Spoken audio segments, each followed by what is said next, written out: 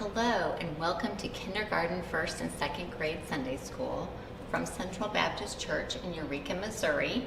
My name is Jill Blaylock and I teach Sunday School at Central Baptist Church in Eureka, Missouri to kindergarten, first and second graders. But all are welcome who are watching today. And today we are going to do our third lesson in the book of Daniel, and our unit this month is called Dare to Be Like Daniel. And his three friends today are going to be brave and strong just like Daniel, and they are going to not worship an idol that King Nebuchadnezzar has set up. So that's what our lesson is going to be about today. It's about King Nebuchadnezzar building a huge idol that he wants everyone to worship, which is not good. And our lesson title today is called Faith in the Fiery Furnace. So these young men are going to be faced with a fiery furnace and have to have faith to get through that.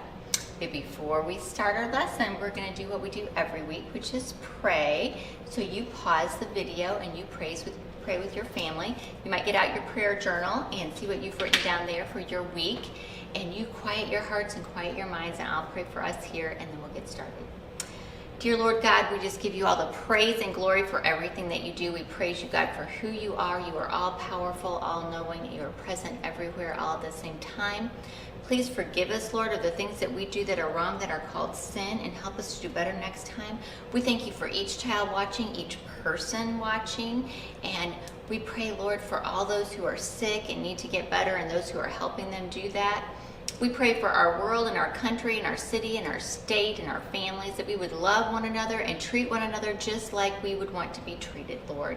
And we pray, Lord God, that you would put your words in our mouth, put your thoughts in our head, and put your song in our heart, and help us to learn what we need to know from this lesson today. In Jesus' name I pray, amen and amen and amen. Okay, so now we need to get your Bibles ready. We have two verses that you can look up today. One is for our Read Together friends. Those are people who want to read with others. And that verse is Daniel 2:20. And then we have a Read by Yourself verse, which is Daniel 2:47. And to find the book of Daniel, we're going to take our Bible, we're going to cut it right in half. And we're going to find ourselves in the poetry books in the Old Testament, which are the Psalms and Proverbs and Song of Solomon and the Ecclesiastes. And those books are followed by our major prophets, and that's where the book of Daniel is. It's Isaiah, Jeremiah, Lamentations, Ezekiel, and then Daniel. And in Daniel, we are going to be in chapter 2, so you're going to look for the big 2, and then the little 20 and the little 47. So you may have to turn the page to get closer to that 47, because that's going to be at the very end of chapter 2. So stick your bookmark in there and have that all ready to go for your reading today. So the first thing we're going to do is look at some words from our lesson that we're going to have in our lesson. And the first word is statue. A statue is something made to look like something else. Sometimes it's made of stone or metal. And in our first lesson that we did in Daniel, we talked about King Nebuchadnezzar, and I showed you this statue that Mr. Blaylock saw when he was over there in Babylon in the Middle East. And this statue is not, I don't think it's made out of metal, I think it's made out of some kind of stone, but it's supposed to be made to look like King Nebuchadnezzar. So that's what a statue is. The rest of our words are, the next word is idol. That's something you worship instead of God. It could be a statue, or it could be something that you just put in front of God, that you're making more important than God. That's what an idol is. And our third word is like an 8th grade word. So if you're in kindergarten, first or second grade, it's going to be a big, huge, long word. It's called a megalomaniac. I'm sure you've heard people called maniacs before. Well, in our story today, King Nebuchadnezzar is a megalomaniac. He is a person who has an obsessive desire for power. He wants to be the most powerful, so much so that he believes he's in charge, and he believes he is more powerful than God. That is a sinful thing. That is not a good thing. And that's going to be part of our story today. The fourth word is furnace, which is a large enclosed area used to burn wood or other fuel to heat things up. Like metal or your house. You probably have a furnace in your house that keeps you warm during the winter time. In this story, they're going to heat up metal to make this statue. That's what they're doing in their furnace. And a furnace is kind of like a huge fireplace. Maybe you have a fireplace in your home and it heats up by putting wood or some other fuel like a gas fireplace. That's what a furnace is. And the last word is discerning. That's to easily understand and know the right action to take or do. So if something happens, you know what to do next. That's what discerning is. That means you have some kind of knowledge or wisdom to know exactly what to do. And the people in this story today, they're going to have to be discerning just like that, because there's not going to be a lot of time to stop and think and study and even get their prayer warrior friends together. So they're going to have to be discerning fast, fast, fast. So those are our words in our story today. And our most important truth from the story today I want to share with you first, and we'll have some other ones during the story, but this is the one I want you to remember the most, and that one is just because we know who God is does not mean we follow God. In this story, King Nebuchadnezzar is going to know who God is, but he's not going to be following him.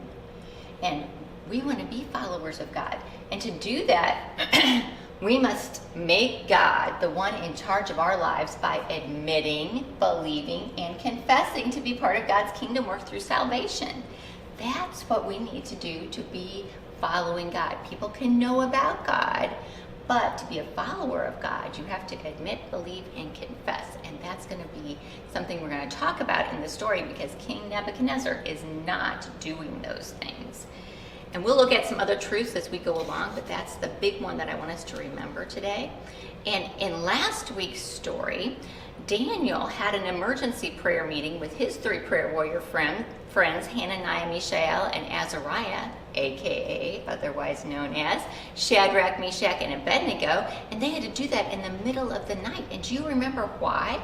That's because the king wanted to kill all the wise men in the whole kingdom of Babylon, because he had had this troubling dream, and he wanted to know what the dream was, and he wanted to know what the dream meant. And he wanted the wise men to tell him, and the ones that were right there with him that night couldn't do that. And so he was fed up. So he wanted everyone killed. And last week when that happened, Daniel was able to go and talk to the king with wisdom and tact, and got some more time so he could have that special prayer meeting with his prayer warrior friends, and they could ask God, what is the meaning of this mystery? And they were able to understand what that mystery was and to tell the king about it. So that story lasted all night long. They had this whole night of them praying, and Daniel finally was able to know what the dream was and to know what it meant. And as soon as that happened, before they even went to the king, Daniel praised God for letting him know what this mystery was. And this is our first verse today. This is our read together verse. So if you're a read together friend, you get your finger ready, and we're going to go and read these words in this Daniel 2 verse 20. Here we go. May the name of God be praised forever and ever, for wisdom and power belong to him. They were praising God. They were saying, yay, God, thank you for telling us what this mystery is, what this dream is. That was what they did first before Daniel went off to the king. But then he found Arioch, the commander, and said, I'm ready to go to the king. And so he went to the king, and he got to the king, and the king asked if he could do this. Could he tell him the dream and tell him what it meant? And you know what Daniel said? He said no. He said no, but he continued, and he said Daniel himself, he told the king, was not wise enough to tell the king the dream and what it meant. But in Daniel 2:28, that was my favorite part of the story last week, it says, but there is a God in heaven who reveals mysteries. So Daniel gave all the praise and glory to God for showing him that, and he told the king that. And when he did that, he told the king about the dream and what it meant. And do you remember what King Nebuchadnezzar did? This is our read by yourself first. So if you're a read by yourself friend, you can pause the video and read with your family, and I'll read the verse for us here. This is what King Nebuchadnezzar did. In Daniel 2:46, it said, the king Nebuchadnezzar fell prostrate before Daniel and paid him honor and ordered that an offering and incense be presented to him. That's what he did. He said that's what he did for Daniel. And when he did this to Daniel, he didn't give praise and honor to his God. He gave praise and honor to Daniel. So he's not giving any kind of praise and glory to God. And then our next verse says that he's still telling them that he is acknowledging and he's saying, yes, I know that you all have done this, but he's not saying that this God is his God. It says in Daniel 2:47, you could read this with your family as well. It says, the king said to Daniel, surely your God is the God of gods and the Lord of kings and a revealer of mysteries, for you were able to reveal this mystery. So he didn't say that Daniel's God was his God. It says surely your God, not King Nebuchadnezzar's God, but Daniel's God, the one true God, our God, was able to reveal this to Daniel. So you can read this verse with your family. That was great. So we now know that King Nebuchadnezzar is not saying that Daniel's God is his God. He's not saying that he wants Daniel's God in charge of his life or his kingdom.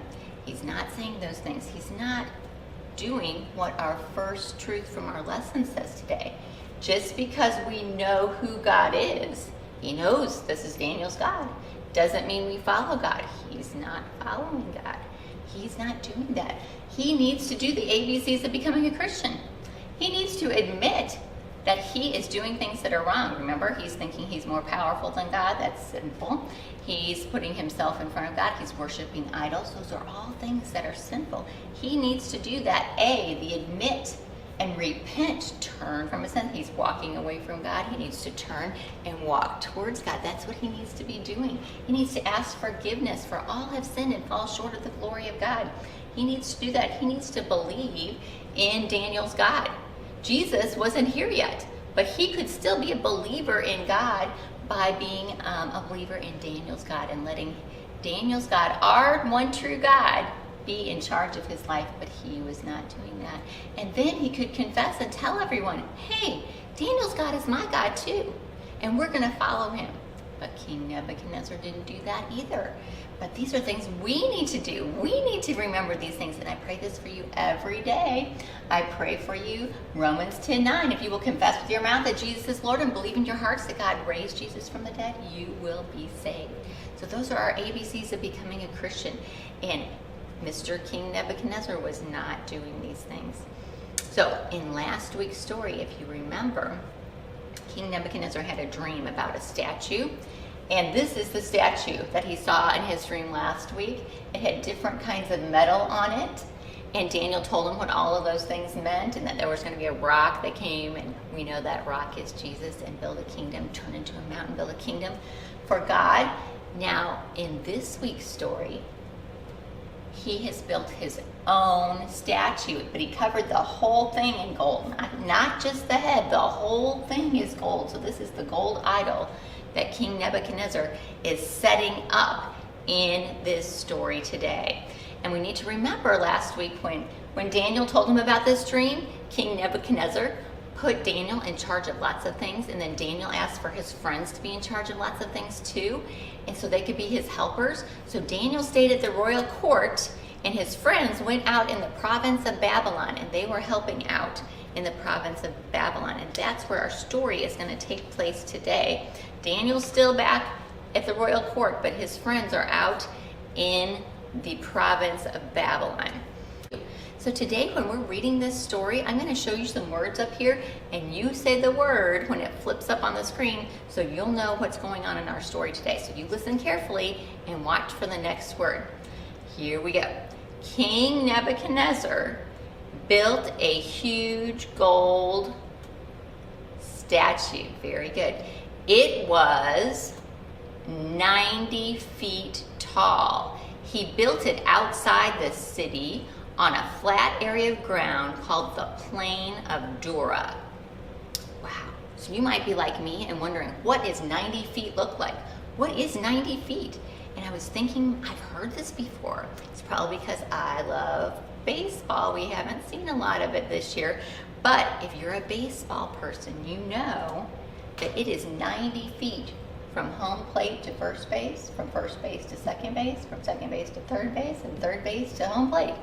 Each one of these at a professional baseball field is 90 feet. Can you imagine a statue this tall? If it stood upright, that could be as tall as a building that's 8 or 9 stories high.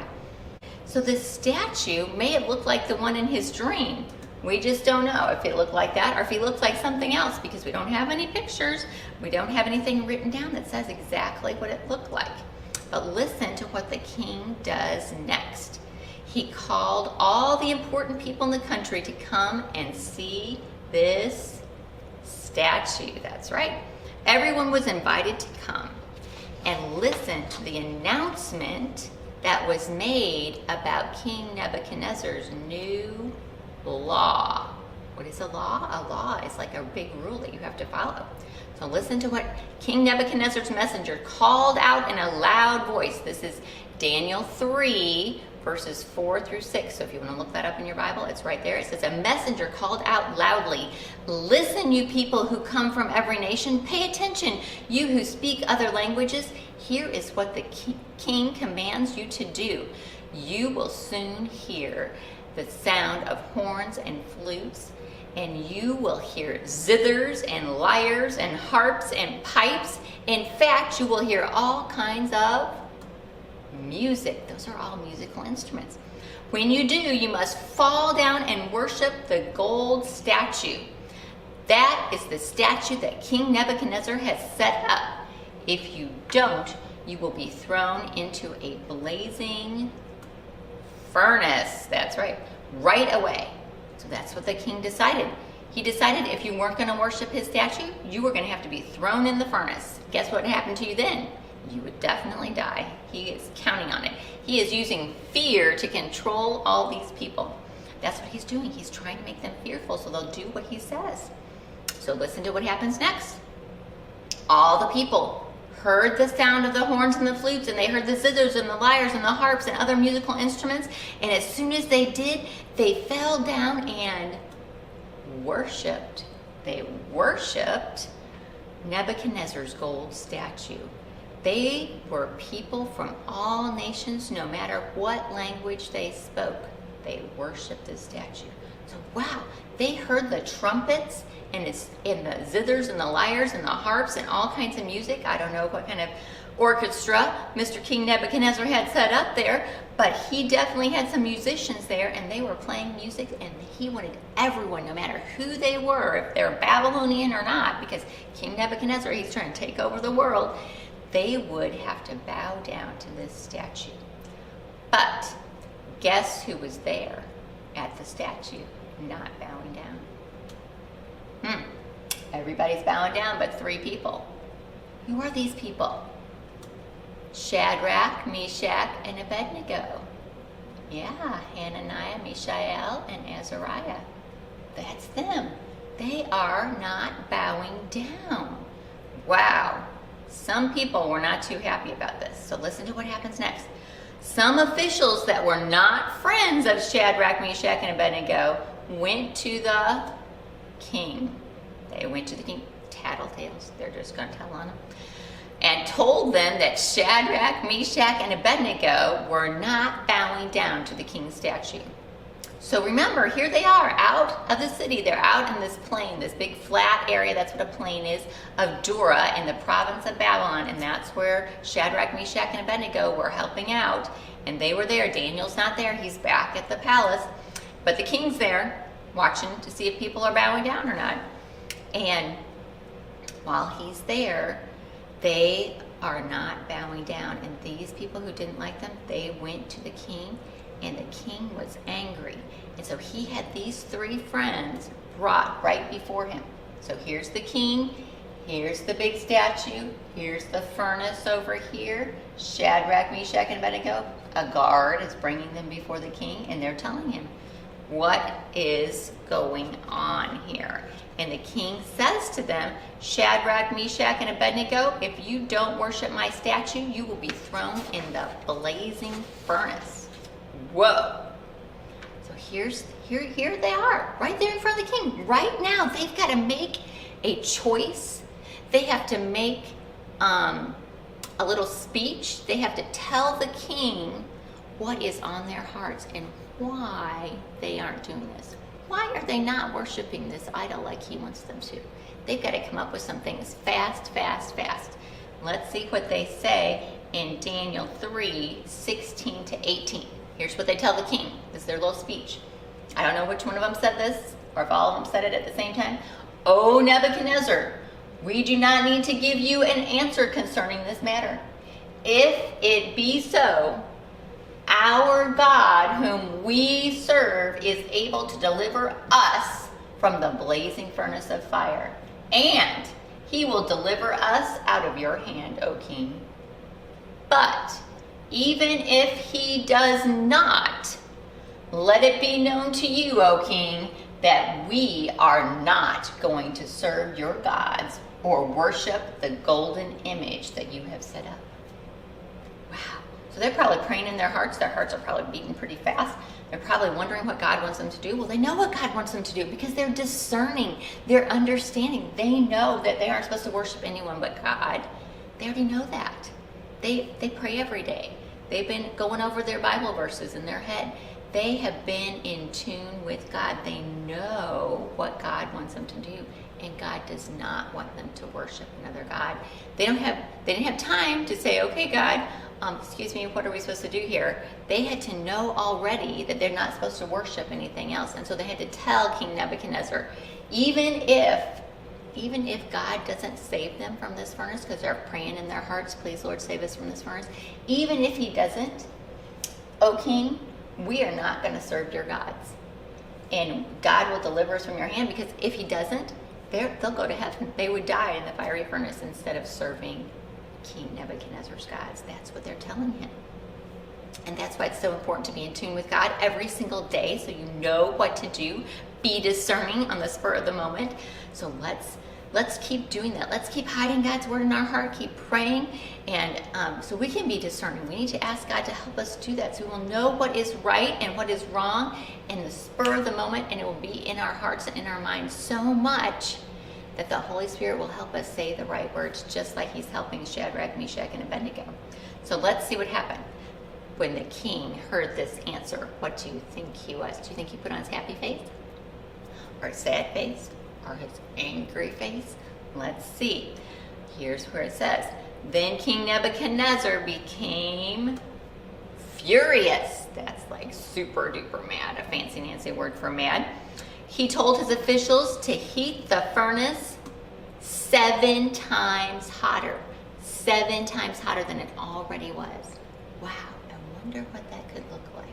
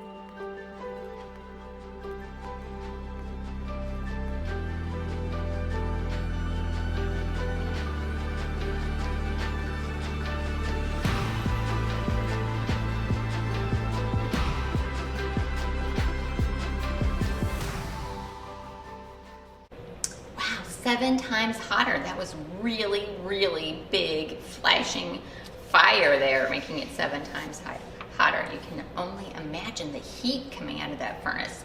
So the king had Shadrach, Meshach, and Abednego tied up. Look at this. He had them tied up, bound up Their arms couldn't move. They could barely walk. They might have even had to carry them and throw them in the furnace. We just don't know, but they were tied up and he threw them into the fire. Well, not him himself. Guess what? He had soldiers that had to do that. And it was so hot in the furnace that when the soldiers threw them in, the soldiers died immediately. Just getting close to the furnace killed them after they threw them in the furnace. Wow. That's amazing. Then the king watched. He looked in the furnace. He's looking really hard. Something's happening there. That's different. He thought maybe that throwing them in there might cause the flames to come up even more. Well, guess what? The king had on his surprise face.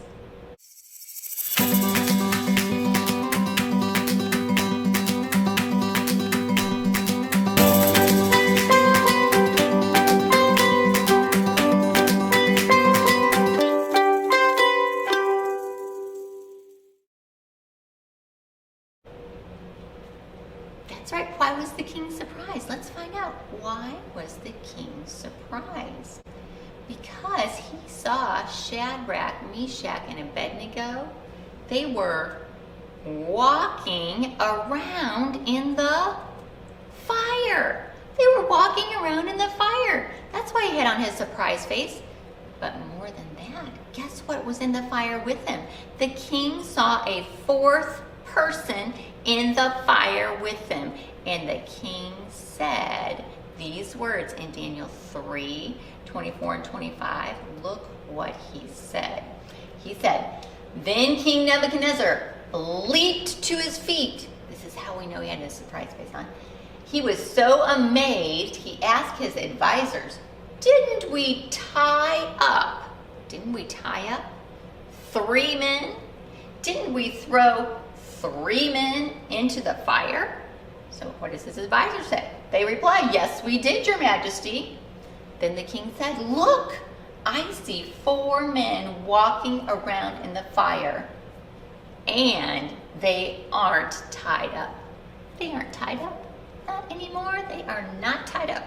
I love that part. And the fire hasn't even harmed them.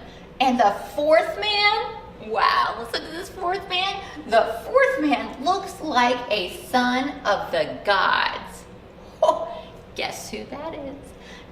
Many people think that's Jesus in the fire with them. Jesus is in the fire with them. He's protecting them. All of their bound, tied upness is gone. Jesus has released them. He is walking through the fire with him. Amen. Praise God. Yes. That is amazing. Amazing. That's what he sees, and that's why he had on his surprise face. Wow. I wonder what that looked like. King Nebuchadnezzar had a fiery furnace to melt the gold to make his golden statue. And when Shadrach, Meshach, and Abednego wouldn't bow down and worship the golden image, King Nebuchadnezzar heated his furnace 7 times hotter. Then King Nebuchadnezzar threw Shadrach, Meshach, and Abednego in the fiery furnace.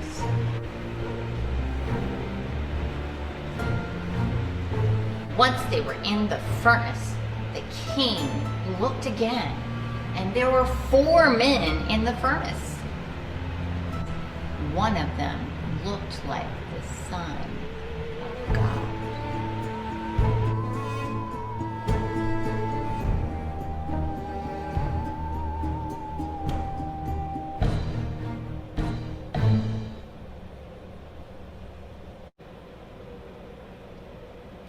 Okay, so here he is. Here's a picture of what it might look like in a picture form. Here's the king asking his advisor, what happened? Shadrach, Meshach, and Abednego not tied up, and this one guy in there? Who's this 4th guy? He could not believe it. He said, who are these people? So now the king, he's in charge. He wants to know what's going on. So listen to what it says in Daniel 3:26 and 27. Then the king called out. So he has to shout because the fire is so loud. Have you ever been around when a fire is just blazing? It's just loud. He has to shout, Shadrach, Meshach, and Abednego. And remember, he can't even get close to the fire because the fire already killed these other soldiers that were right there. So he has to shout because he's far away. He says, come out, you who serve the Most High God, come here. So King Nebuchadnezzar knows who God is. He is the Most High God. He knows it. He knows it. And then it says, so they came out of the fire. Whoa. They just walked right out. Walked right out of the fire. Here we are. Walked right out of the fire. The royal rulers, the high officials, the governors, the advisors, they all crowded around them. They saw that the fire hadn't harmed their bodies. Not one hair on their heads was burned. Their robes weren't burned either. And they didn't even smell like smoke. Now, I don't know how much cooking you've ever done in your life, but Miss Jill has burned a few things. Don't ask Mr. Blaylock. But when things are coming out of ovens that are really, really hot, first of all, you can hardly touch them because they're so hot, but they got really close to them. And they weren't really hot. And they saw that nothing had harmed them. Now, when Miss Jill burned something in the oven, it looks kind of, well, we call it Cajun at my house. It's a little burnt on the edges. And not one hair of their heads was burned. Wow, that was amazing. And their clothes weren't burned. Yeah, amazing. And they didn't smell like smoke. That's something that happens in my house when I burn something. It smells like smoke so much, sometimes the smoke alarm goes off, which is usually not a good thing. But the smoke alarm's not even going off around these guys because they didn't even smell like smoke. It is like a miracle. It is a miracle. It's a miracle that nothing happened to them. Here's a picture of what it could have looked like when they came out of the fire. They're just walking right out, walking right out. Here's King Nebuchadnezzar with his surprise face on. Look at that. Got his mouth wide open, his hands out. Looks like his surprise face to me. Exactly. So, but you know what was gone? They threw them in the fire. Do you remember what was on them? They were bound up. They were bound up with all kinds of things. They might have even had to go 1, 2, 3 and just throw them in because they had all of these wrappings on them. They were bound up. They couldn't be free. But they walked right out of this fire free. Free at last. Free at last. They were free. They could walk out of the fire. Nothing was binding them up. Nothing was binding them up. They were freed. Jesus had been right there in the fire with them. He had been right there. Hallelujah. They were free. The very thing that the king wanted them to be afraid of, this fiery furnace, Jesus walked right through it with them. He was there with them the whole time. They were free from anything King Nebuchadnezzar could have done to them. They were free of any fear that he wanted them to have. And that leads us to some of the truths from our lesson today. Here's the second one. Sometimes, going through the very thing, the fire, the very thing we are afraid of, will allow us to break free from the fear that holds us, that binds us, and makes us feel unable to move forward in our life. Sometimes the enemy wants us to think fearful things, like maybe the enemy wants us to be afraid to ask Jesus into our hearts. Or maybe the enemy wants us to be afraid to be baptized. Those are some of the things that the enemy can put into our minds and want us to be fearful. But when we go right walking through there, number 3, we can walk through the fire, the very thing that we are afraid of, with Jesus. And Jesus can make us stronger and release us from the fears that seem to hold us captive. Jesus can help us overcome our fears, overcome that fear. What if I asked Jesus into my heart? What if he asked me to do something hard? Do you know Jesus is going to be right there with you, and that thing that you think is hard is not going to be as hard as you think? And what if all those what ifs are going to be gone? All those what ifs are going to be, I can because Jesus is here with me. So walking through the fire, the very thing that we are afraid of, with Jesus can make us stronger and release us from the fears that seem to hold us. Sometimes it may be not just something in our spiritual life, like asking Jesus into our hearts or being baptized. It could be even things like taking the training wheels off of our bike, learning how to drive. Do you know, I've seen some of you driving little carts around your farm, or 4-wheelers. Yeah. Some of those things. Maybe for the adults watching, it's something, maybe you need to do something like go back to school and get your college degree. Maybe you need to think about a different job. Maybe you need to, I don't know what you need to do. Make that next step. But Jesus is going to be right there with you. He's going to help you through it. If Jesus wants you to do it, if God wants to put that on your heart that you need to do it, He's going to walk through the fire with you. He's going to be right there with you. So those are two important truths from our lesson that we learned from this.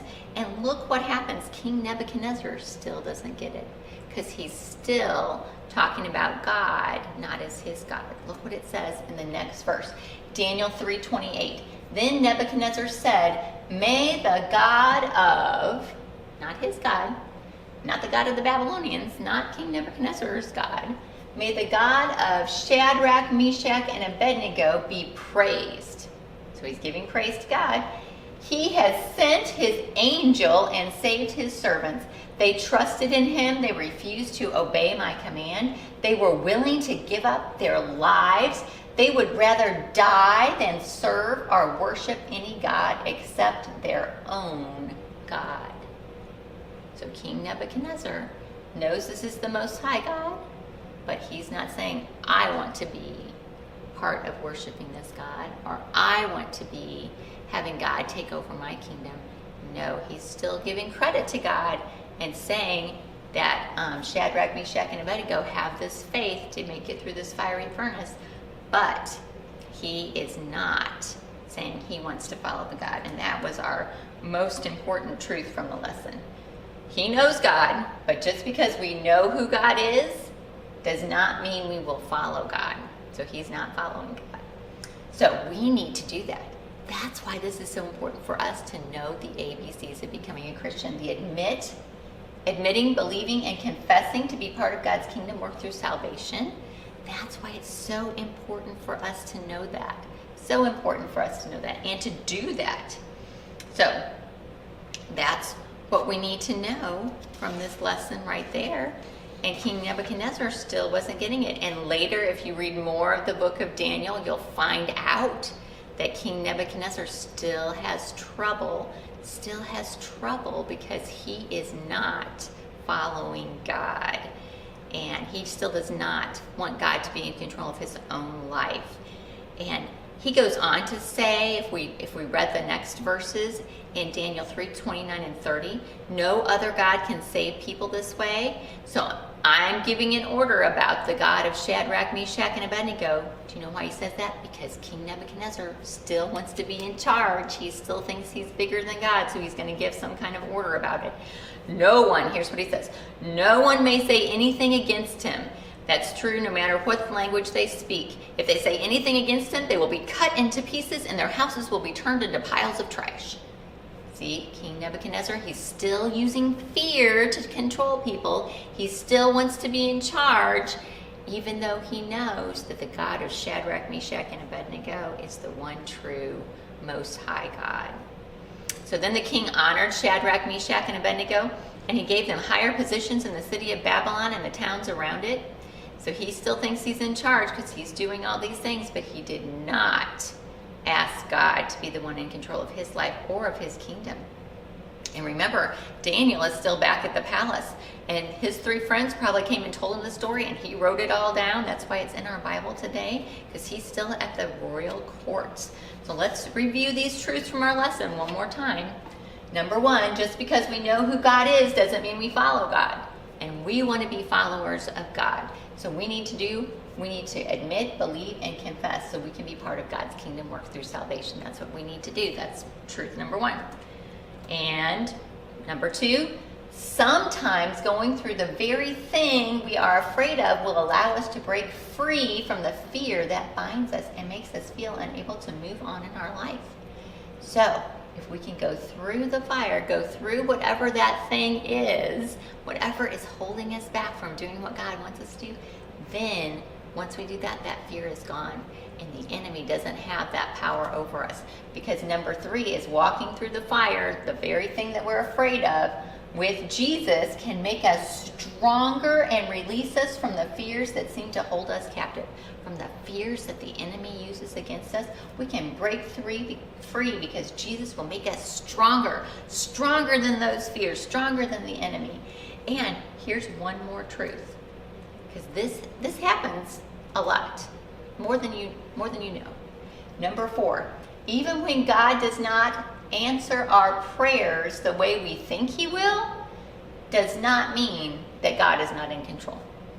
Because I'm pretty sure that Shadrach, Meshach, and Abednego, they were praying that they would not have to go through that furnace. They were probably praying, Lord, 3 friends right here together, please.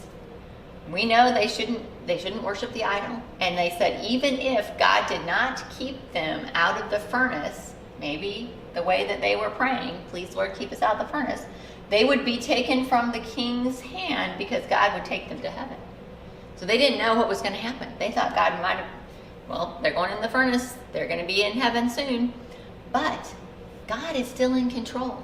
Even when we're praying, they may have thought the only way out is for God to take them to heaven or to help them find a way to not have to go in the furnace. But God answered their prayers in a different way. God answered their prayers by sending Jesus or an angel, whoever that 4th person was in there. And do you know what the great thing about that was? The great thing about that is God freed them, because all of those bindings, all of the things that they had tied up around them, they were released from all those things. Because even when God doesn't answer the way we think that he should, God is still in control, and God can still free us from all of those things. All the things that make us scared or frightened, God can free us from all those things. And I remember this really vividly, because when we were talking about Babylon and people being over there in the Middle East, Mr. Blaylock was going to have to go to the Middle East. And when that happened, Miss Jill was really scared. I didn't like it. I would get up in the middle of the night and pray, Lord, please don't let him have to go. Because my prayer was, please don't let him have to go over there. And then when I realized he was going to have to go over there, I said, please, Lord, don't let him have to go to Iraq. Guess what? Mr. Blaylock went to Iraq.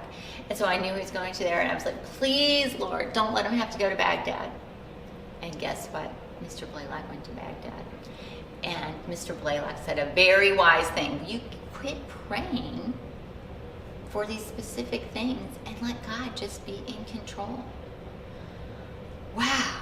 Then I was freed from all these fears, because God can take care of you, whether you're sitting here at church or sitting at your home, or you're in the Middle East, or you're in Baghdad, or you're in Iraq. God can take care of you, because God is in control even when he doesn't answer our prayers the way we want him to. I wanted God to make Mr. Blaylock not have to go. But he went, and he was fine, and I was fine, because God is in control. And even if he wasn't, even if it didn't happen that way, God would still be in control, and God will still take care of us.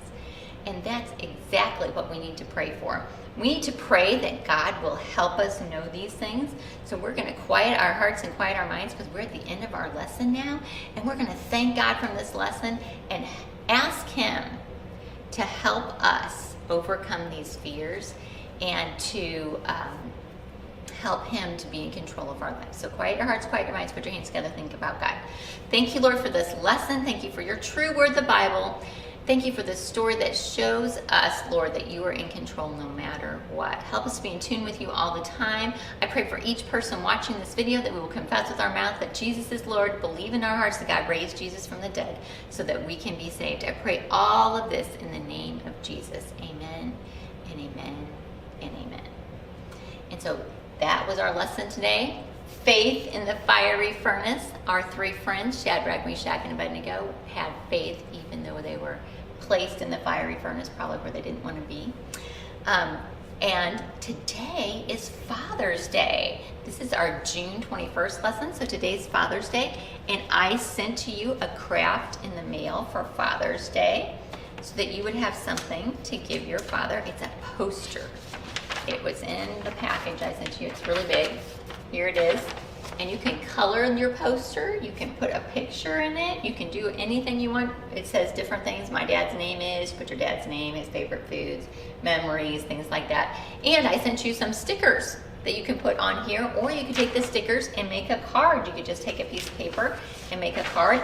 And if you have younger siblings, I sent them some stickers too, so they would have fun sticking them on things. And so next week, it's going to be our last video that we're going to do. It's going to be Daniel in the Lion's Den. It's going to be our last video in June. And in the packet that I sent you all the lessons for July from the Lifeway material, so you can do your lessons from the Lifeway material, because Miss Jill's going to take July off and get ready for Bible school, because we're going to have Bible school that first week of August. And I need to get ready for that, and I'm working on a special committee here at church, trying to get all that work done by August as well. And so if you can do the lessons that I sent you from Lifeway, or you can watch some of these videos again. Find your favorite video and watch those videos again and again that we've been doing since March. So the first ones are kind of funny because Miss Jill had no idea what she was doing with videos. I've learned a lot. Hopefully in August, after Vacation Bible School, we can have our Sunday school back here at church in our room that we've been in for these many years. And all of our third graders will move up, and we'll get new kindergartners in, and I sent them packets of information too. That will be such a happy day. It will make my heart so happy. And we will see you then, and we can see you at church. If you decide, your family decides to come to church, you can come to church on Sunday mornings at 10:15. So you keep hiding God's word in your heart, and remember Matthew 19:14, and we'll see you next time. Thanks so much for watching.